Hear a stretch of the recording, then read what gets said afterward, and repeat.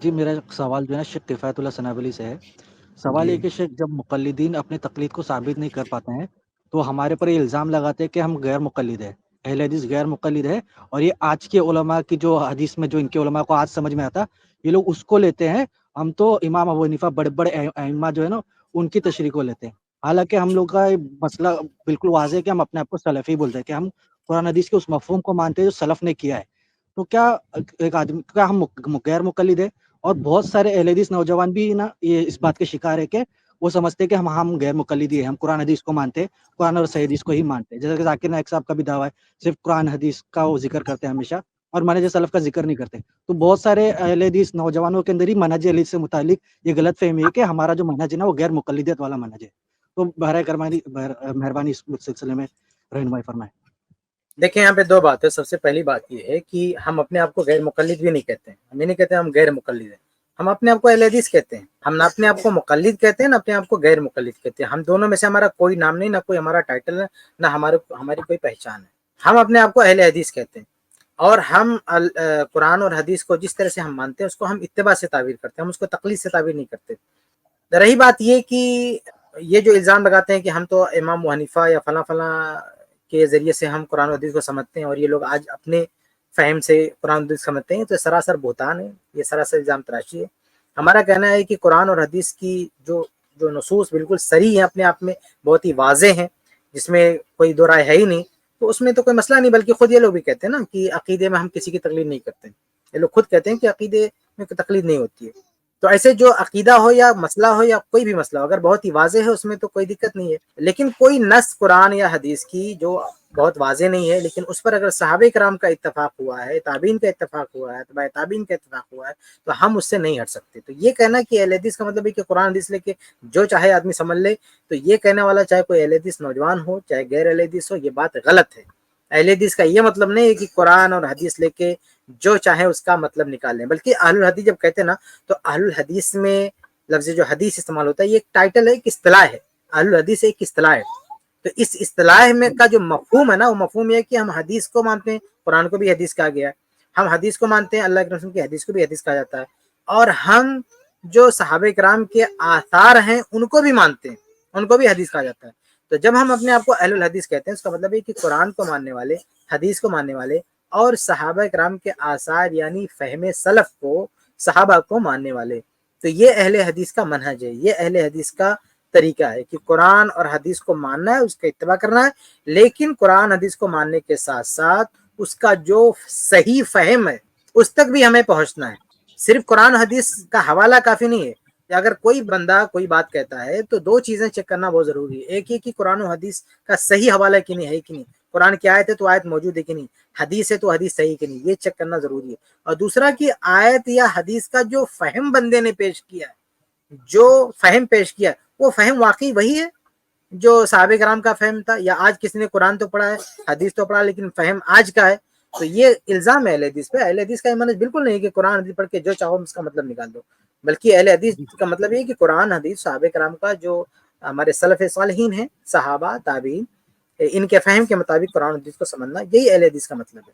اپنے من سے آزادی نہیں ہے کہ آپ جو چاہیں قرآن کا مطلب نکال لیں۔ یہ جو تقلیدی حضرات کہتے ہیں نا کہ ہم تو امام حنیفہ رحمہ اللہ کا فہم لیتے ہیں، تو یہ غلط بات ہے بھائی۔ اہل حدیث ایسا نہیں کہ اہل حدیث اپنے فہم سے ہر جگہ اپنا فہم چلاتا ہے۔ اہل حدیث صحابہ کرام کے فہم، امام ابو حنیفہ رحمہ اللہ سے بھی جو اونچے ہیں صحابہ، ان کے فہم کو اہل حدیث مقدم کرتے ہیں۔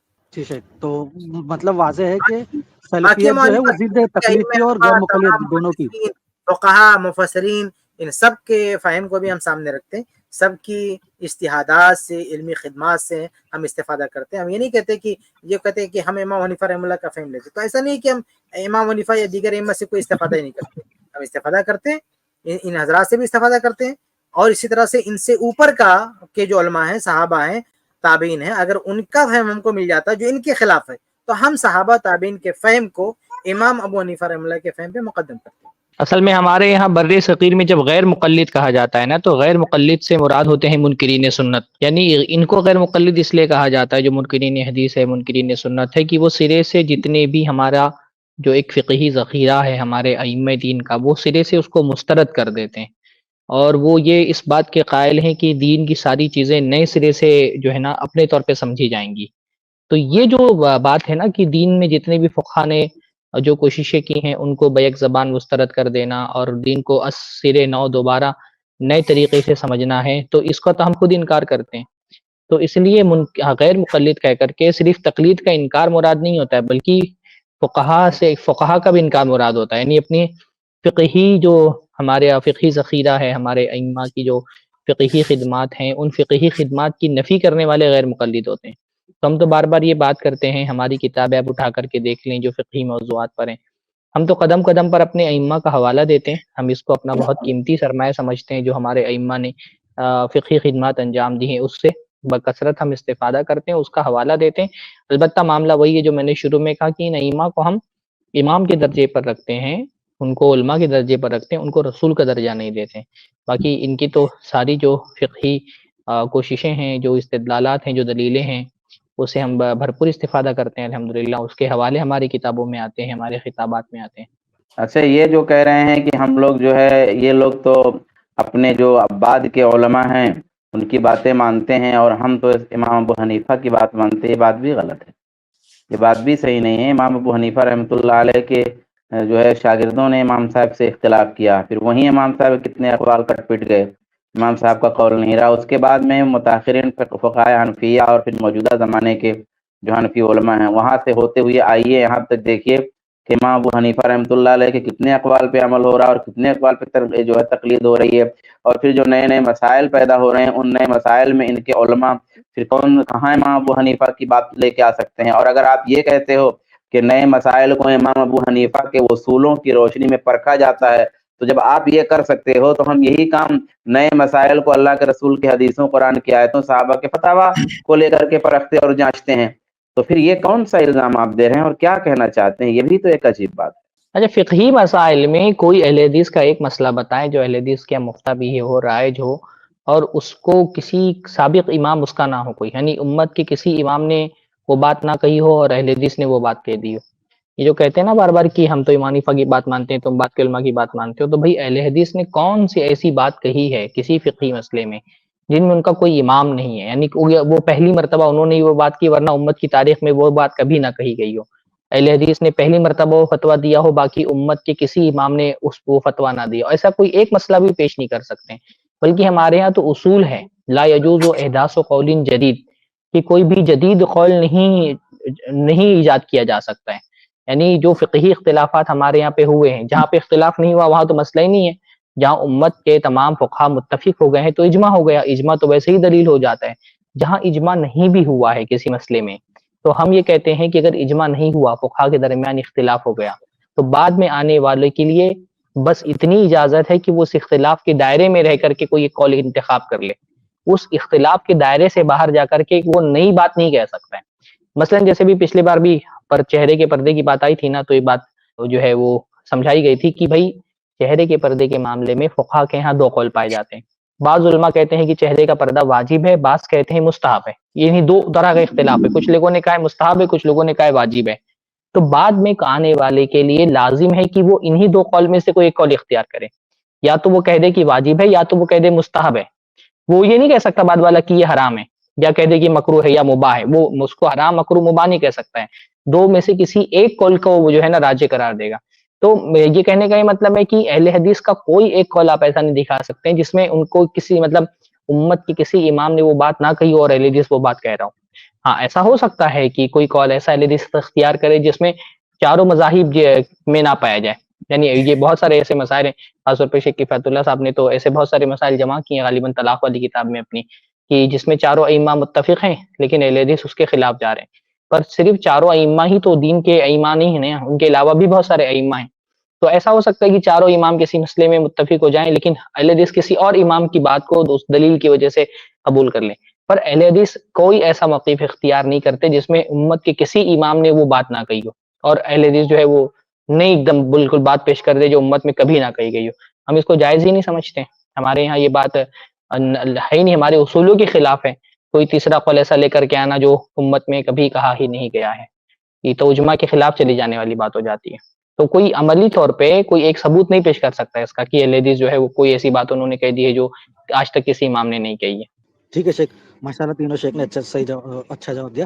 شیخ یہ جو میرے سوچ ہے کہ جو مقلد وہ ہوتا ہے جو قرآن حدیث کی دلیل آ جانے کے بعد بھی امام کے قول کو پکڑ کے چلتا ہے، اور غیر مقلد وہ ہوتا ہے جو قرآن حدیث کو لیتا ہے اور تمام اماموں کی تشریح کو، سلف کے اقوال کو چھوڑ دیتا ہے. یہ غیر مقلد ہوتا ہے. اور ہم جو اہل حدیث ہے ہم قرآن حدیث کو مانتے ہیں، اور جیسا قرآن میں کہا گیا صراط الذین انعمت علیہم واتبعوا سبیل من اناب الیہ، اور اس طرح کی جتنی آیتیں، ان آیتوں کی روشنی میں ہم قرآن حدیث کو ان کے فہم کی روشنی پہ مانتے ہیں. ہم اہل حدیث سے ہمارا تقلید سے بھی اور غیر مقلد سے دونوں سے کوئی تعلق نہیں ہے. یہ صحیح بات ہے؟ ہاں یہ بات جی صحیح ہے کہ یہی ہمارا بات تقلید یہی غیر بات مقلد صحیح سے ہے، نہ ہمارا مقلد سے کوئی تعلق ہے نہ غیر مقلدیت سے کوئی تعلق ہے. ہاں جی، ٹھیک. اور میں نے ایک اہل حدیث عالم سے سنا تھا کہ جب ہم ایک امام ابو حنیفہ کے فتوے سے اختلاف کرتے ہیں تو ہم ہمارے اجتہاد کی بنیاد پہ اختلاف نہیں کرتے. ہمارے پاس دوسرا مجتہد کا فتویٰ ہوتا ہے جس کو ہم راجح سمجھ رہے ہوتے ہیں، اس وجہ سے ان کے فتوے سے اختلاف کرتے ہیں. ہم لوگ ہماری تحقیق کی بنیاد پہ اختلاف نہیں کر رہے ہوتے. بالکل یہی بات ہے، بالکل یہی بات ہے. یہی بات میں نے بھی ابھی کہی. کسی امام سے اختلاف کرتے ہیں تو ایسا نہیں کہ ہم نے کوئی نئی تحقیق لے آئی ہے اور ہم کہہ رہے ہیں کہ تمام ائمہ غلط ہیں. تو ہم ہوتا یہ ہے کہ ہم دو اماموں کے درمیان اگر اتفاق ہو گیا تب تو اختلاف کا گنجائش ہی نہیں پیدا ہوتی ہے. اگر کسی مسئلے میں دو ائمہ کا اختلاف ہو گیا تو ہم دونوں میں سے کسی ایک کا قول لے رہے ہوتے ہیں. یعنی دلیل بھی ہوتی ہے اور اس دلیل کے ساتھ ہمارا ایک سلف بھی ہوتا ہے. اس لیے تو ہم اپنے آپ کو سلفی کہتے ہیں. سلفی کا مطلب ہوتا ہے سلف کو ماننے والا. تو کوئی ہم ایسی بات کہہ ہی نہیں سکتے ہیں جس میں ہمارا کوئی سلف ہی نہ ہو. اگر ہم کوئی ایسی بات کہہ دیں جس میں ہمارا کوئی سلف ہی نہیں ہے. سلف کا مطلب کیا ہوتا ہے؟ پیچھے گزرے ہوئے اچھے لوگ. تو جب ہم اپنے آپ کو سلفی کہتے ہیں اس کا مطلب یہ ہوتا ہے ہم کو لازماً ایسی ہی بات کہنی ہے جو ہم سے پہلے جو ہمارے اسلاف ہیں، جو ہمارے بزرگ گزر چکے ہیں، ان میں سے کسی نہ کسی نے وہ بات کہی ہو تبھی ہم سلفی ہوں گے، ورنہ تو ہم سلفی کہلائیں گے ہی نہیں. تو ہم ہوتا یہ ہے کہ اتفاق ہو گیا تب تو اختلاف ہی نہیں کرتے ہیں. اگر ائمہ کے درمیان اختلاف ہو گیا تو ان ائمہ کے اقوال میں سے جس کی دلیل زیادہ راجح ہوتی ہے اس کا قول لے لیتے ہیں، دلیل کی بنیاد پر لیتے ہیں. اور اس میں بھی کوئی نہ کوئی ہمارا ایک سلف ہوتا ہے، کوئی نہ کوئی ایک امام ہوتا ہے، مجتہد ہوتا ہے، وہ اس کا استدلال ہوتا ہے. تو اس کے استدلال کی قوت اور اس کے دلیل کی قوت کی وجہ سے ہم اس کا قول اختیار کر لیتے ہیں. ہم اپنے آپ سے خود سے کسی امام کی مخالفت نہیں کرتے. اور اور بارک اللہ فیک.